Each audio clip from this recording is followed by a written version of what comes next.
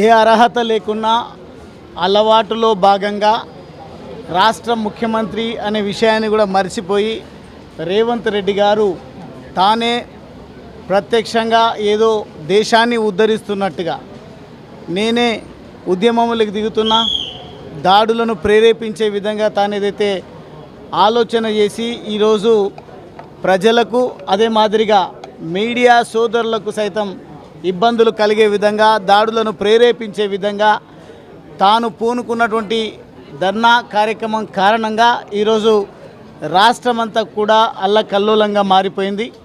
ఒక పక్క రాజ్యాంగాన్ని చేతిలో పట్టుకొని ఊరేగేటువంటి రాహుల్ గాంధీ ఎంత అవివేకంతో ఉన్నాడో అదే పద్ధతిలో రాష్ట్ర ముఖ్యమంత్రి కూడా ఈరోజు ఆ పద్ధతిని అవలంబించి లిజెండ్ యూట్యూబ్ ఛానల్కు సంబంధించి ఆ రిపోర్టర్కు దెబ్బ తాకింది అంటే ఎవరు కొట్టిండ్రు, ఎవరని తేల్చాలి.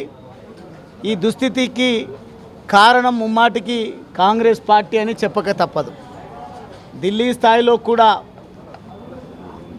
ప్రధాన ప్రతిపక్ష పార్టీగా ఉంటున్నటువంటి విపక్షాలన్నీ కూడా విఫలమైనటువంటి కారణంగా వచ్చినటువంటి సమస్యలపైన కొంతమంది యువకులు, విద్యార్థులు జంతర్ మంతర్ దగ్గర కేంద్ర ప్రభుత్వము ప్రజాస్వామ్యాన్ని గౌరవించి వారు చేస్తున్నటువంటి నిరసనలను అడ్డుకోకుండా ప్రజాస్వామ్యాన్ని కాపాడే ప్రయత్నం చేస్తున్న తరుణంలో ఢిల్లీలో కూడా ఇదే విషయాన్ని ప్రజలు చర్చిస్తూ ఉన్నారు.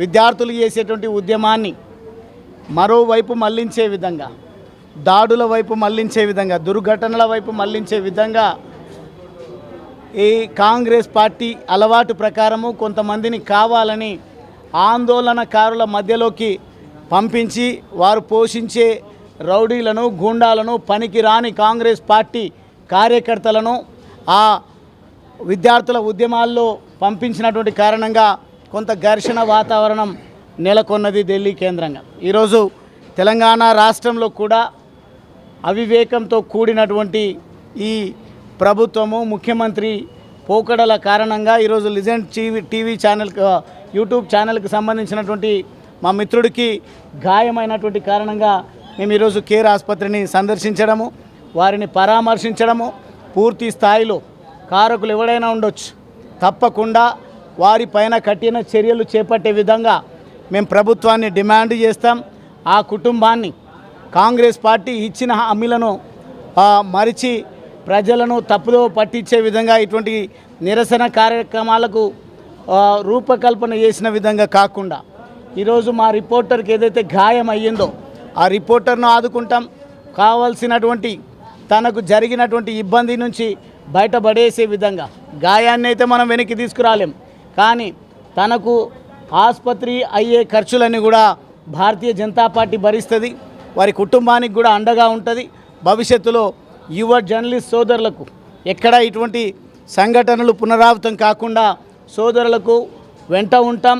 ఇక నుంచి ప్రజలను కాపాడే దాంట్లో భారతీయ జనతా పార్టీ ఏ రకంగా అయితే ముందుకు వెళ్తూ ఉందో అదే పద్ధతిలో ఎన్నడూ లేని విధంగా ఈరోజు కొత్త కార్యక్రమానికి శ్రీకారం చుట్టింది కాంగ్రెస్ పార్టీ. పూర్తిగా జర్నలిస్టులపైననే దాడి చేసినట్టయితే బాగుంటుంది. ఈ కెమెరాలన్నీ ఆగిపోతాయి, మా దుర్మార్గాలన్నీ కూడా మేము ఆడిందే ఆటగా పాడిందే పాటగా ఉంటుంది అనే ఆలోచనతోన వారు ఏదైతే కుట్ర బండి జర్నలిస్ట్ పైన దాడికి కారణమైనరో ఖచ్చితంగా వారిని శిక్షించే విధంగా భవిష్యత్తులో కార్యాచరణ కూడా చేపడతాం. జర్నలిస్ట్ సోదరులకు పూర్తిగా అండగా ఉంటాం. దయచేసి మీరు కూడా ప్రస్తుతం నెలకొని ఉన్న తెలంగాణ రాష్ట్రంలో పరిస్థితులను చూస్తూ ఉన్నాం.